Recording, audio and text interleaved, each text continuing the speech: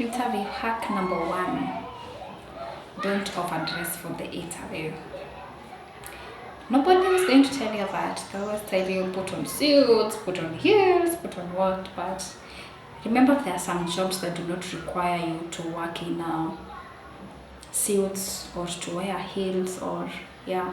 So make sure you understand the kind of job you're interviewing for and dress according to the job that you're interviewing for. If you're going for a casual job, like job that is mostly manual labor and things like that, and you come in wearing a six-piece suit or whatever, the panel may not tell you this, but you actually become irrelevant, and you also scare them because they'll think of you as either overqualified for the job, or they'll imagine you are the kind of person who is only suitable for white collar jobs. So make sure you look into that. This only applies to a case where you are applying for jobs that needs a lot of lifting. And okay, basically understand the job you are applying for and dress according to that. Number two, ensure that you make it on time. If you are invited for an interview, make sure you know the location of the interview. Make sure you make it on time. Make sure you understand the means of transport you're going to use to get to that place to avoid last minute rush. Imagine getting into an interview. You have 5 minutes to get into the interview. You are pressed, you're already late, you don't even know where your documents are. Make sure you make it there in time. You get to greet the receptionist, know maybe where the washroom is, take your washroom break before you get into the interview. There's nothing as bad as being in an interview and at the same time you are pressed. Dude, you're bound to fail. Number three, ensure that you carry your physical documents. With technology and everything, most of our jobs we do the application via mail, and you should ask yourself, if you sent your application via mail and you're called, how many people applied for this same job via mail? Like, the HR receives a lot of applications on mail, and we do shortlisting by just having a run through your qualifications and skills and whether or not you are a possible fit for the job. So ensure that when you're coming for the interview on the D-Day, you have printouts, physical documents, because the HR may have chance to look through your qualifications and things like that, but most interviewing panels do not only consist of the HR but other people as well. So when you come in, you hand over your physical documents, they all get to have a look at it and make their first step of judgment from that. So just because you sent your application via mail does not mean that you should not carry your physical documents. Number four, what is your salary expectation?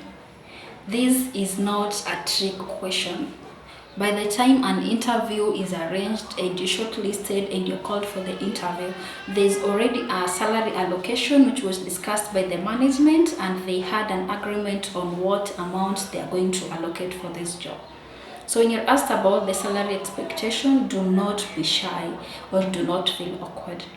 I have had a lot of awkwardities where you ask somebody about their salary expectation and they start laughing, or they just go quiet, or somebody tells you whichever amount. Come on, this is your only chance to decide the amount you want to get paid. You be reasonable. Of course, don't go to 1 million if the company is not even worth 1 million. So if you're not comfortable stating an exact amount, make sure you give a range, and then definitely the panel or the HR will let you know that this is the match that you're offering for this particular position, and this is the match you asked for. Are you willing to negotiate? And then, of course, with the room for improvement, you can get to that position, and later, maybe different skills or different potentials are realized in you, and you are taken to a different department or something like that. Yeah. Number five, how soon can you be available? Now this is a trick question. If you are somebody who is currently working and you're looking to get into a different job, a new job, new opportunity, new challenges, and you're asked when soon you can be available, make sure you put into consideration the fact that you need to give notice to your previous employer before you leave. This is where we get to judge whether or not you are a deserter or you're somebody who is going to be considerate enough to ensure that even when you're leaving your previous job, you don't break the company, because maybe you are holding a very crucial position and then you get another opportunity and you decide to leave without notice. The judgment here will be, if you could leave your previous employer without notice, what guarantee do we have that you are going to stay in our job, or you're going to do us the way you did your former employer? So if you're currently employed or employed at the time of the interview, ensure that you touch on the issue of notice, or at least tell us what you're going to do to ensure that the company that you're currently working for does not fall just because you got a chance to better opportunity.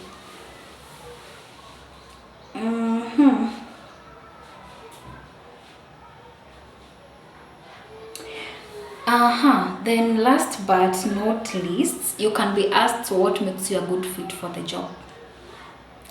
I'll take us in a case of my country, Kenya. We are all educated. In a group of 10 people working together, 8 of them have degrees. So when you get a chance to sell your skills, sell yourself to the panel, don't talk about because I have a degree and things like that. Trust me, 3/4 of the country have degrees. Those who do not have degrees are very few. Like basically everybody is educated, so you can touch on other skills that do not completely border on the issue of your academics. And yes, you can talk about your academics, but don't gloat, because I think as it is right now, the last thing you want to gloat about in my country is academics. We have all gone to school, and most of us, I included, are in the fields that we didn't study at campus level. We had to diversify at some point. So talk about your skills, what makes you unique. Like in this pool of very educated people, what do you bring to the table? Or are you coming for the table? Thank you very much. I forgot to introduce myself. I am Domtila Nikal, and should I tell you welcome to my channel or bye bye from my channel? If you haven't subscribed yet, please subscribe, hit the notification bell, like the video for more content. I do not specify in any particular area. My content is going to always be random, depending on my mood or relevance. Thank you.